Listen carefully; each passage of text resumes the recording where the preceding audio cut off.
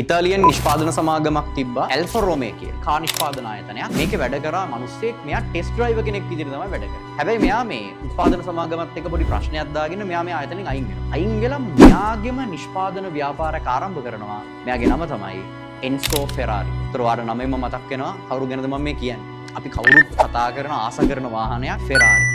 Ferrari නිර්මාණය වෙන්නේ ආයතනයක සේවකයෙක් විදිහට ඉඳලා. පස්සේ කාලෙක ඉතාලියේම ට්‍රැක්ටර් හදන මිනිස්සෙක් හිටියා. මේ ට්‍රැක්ටර් හදන මිනිස්සයා ගාව ෆෙරාරි කාර් එකක් තිබුණා. මෙයා දවසක් එන්සෝ ෆෙරාරිට මේ ට්‍රැක්ටර් හදන මිනිස්සයා ඇවිල්ලා කියනවා මේ වගේ කාර් එකේ ක්ලච් එකේ පොඩි ප්‍රශ්නයක් තියෙනවා මට ඒකට විසඳුමක් දෙන්න.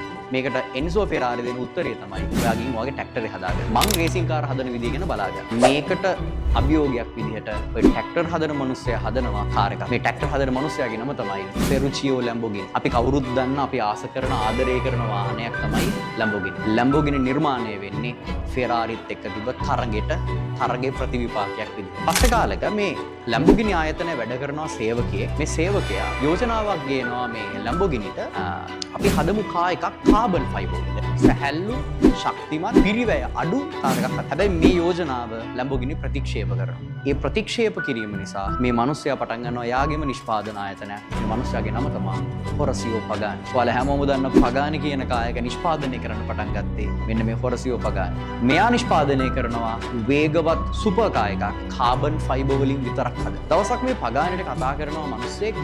මෙයා කතා කරලා කියනවා මට පුළුවන් හදන්න කාර් එකක් ලෝකේ තියෙන ස්පීඩ් රෙකෝඩ්ස් ටික බ්‍රේක් කරන්න පුළුවන් වෙන්නේ. මේ යෝජනාවත් හොරසියෝ පගානි රිජෙක්ට් කරනවා. ඒකට අපිට වෙලාවක් නැහැ කියලා තමයි පගානි කියන්නේ. ඒ ප්‍රතික්ෂේප වීමේ ප්‍රතිඵලයක් විදිහට ඒ කතා කරපු කෙනා පටන් ගන්න අලුත් නිෂ්පාදන ආයතනයක් කාර් හදන්න. මෙයාගේ නම තමයි ජෝන් හෙනසි. අපිත් කවුරුත් දන්න හෙනසි කියන කායක නිෂ්පාදනය වෙන්නේ මෙන්න මේ රිජෙක්ෂන් එකත් එක්ක. කාරණේ තමයි. වාට කවුරු හරි කෙනෙක් කිව්වොත් බෑ කියලා හොඳයි. වාට කවුරු හරි කෙනෙක් කිව්වොත් එහෙම ඒක ඔයාට කරන්න බෑ කියලා ඒක තවත් හොඳයි. එතකොට ඔයාට අදහසක් ගන්න පුළුවන්. ඔයාට බෑ එයත් එක්ක ඔය වැඩේ කරන්න. ඒතර ඔයාට පුළුවන් ඔයාගේ ගමන අලුතින් පටන් ගන්න.